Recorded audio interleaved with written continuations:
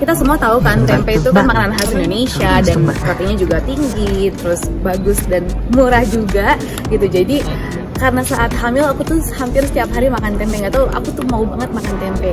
Terus pada saat Isa mulai empati, aku cobain tempe sekali ke Isa tuh bisa makan banyak banget tempe gitu. Jadi menurut aku tempe adalah makanan favoritnya dia. Dia bisa makan nasi pakai tempe aja kalau misalkan dia lagi bosan makan apapun.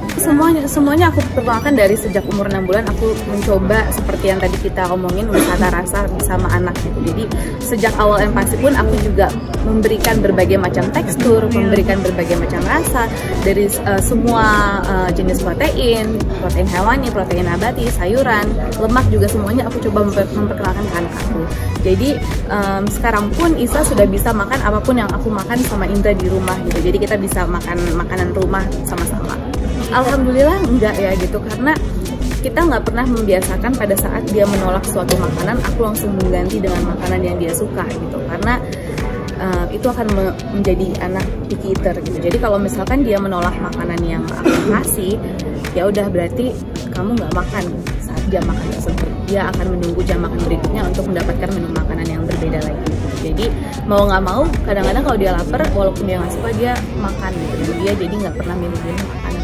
Iya, kata ibu saya tega banget gitu. Jadi kadang-kadang Isa tuh kalau udah bersama nenek-neneknya udah wow, udah bahagia sekali. Kadang-kadang kalau cuma mau makan yang goreng-goreng aja dikasih sama neneknya, kadang-kadang cuma mau makan biskuit aja dikasih gitu. Jadi, tapi kalau udah balik ke rumah harus balik ke tools yang aku punya dan aku berikan. Enggak sih, tapi kadang-kadang paling ya menolak makan ya. Kalau menolak makan ya udah berarti nggak makan.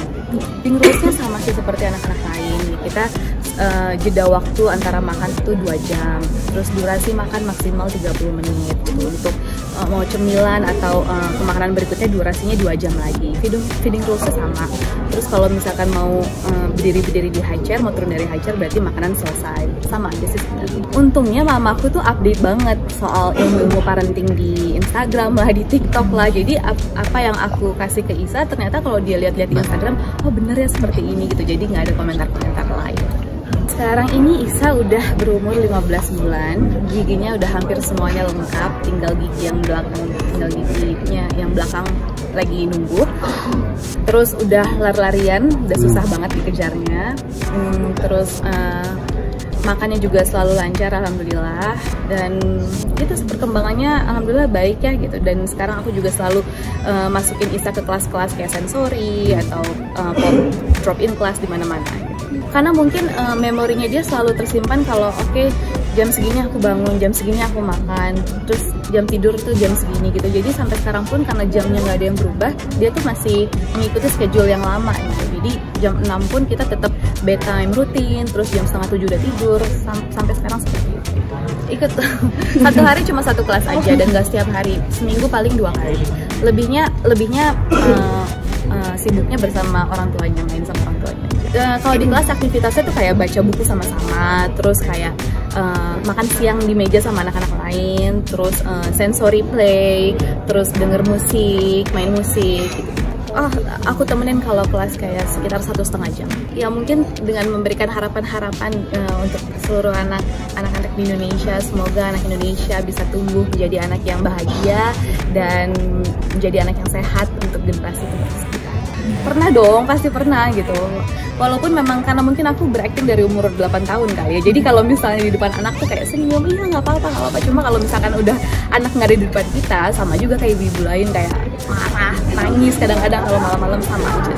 Makanya aku melakukan bedtime rutin Isa jam 6.30 supaya Isa udah tidur jam 6.30, terus kita bisa me time gitu. Aku bisa nonton sama suami aku gitu, atau enggak kita bisa dinner, atau enggak aku bisa nonton sendirian di living room gitu. Itu menurut aku sangat me time ya buat seorang ibu. Karena Indra tuh selalu berusaha dinner di rumah sama Isa. Jadi kayak jam 5 dia tuh udah pasti di rumah untuk dinner sama Isa. Karena kan jam makan bersama anak itu benar-benar sangat bermanfaat sekali ya. Terus kalau hari Minggu kita tuh pasti family time, kita bertiga bisa pergi kemana.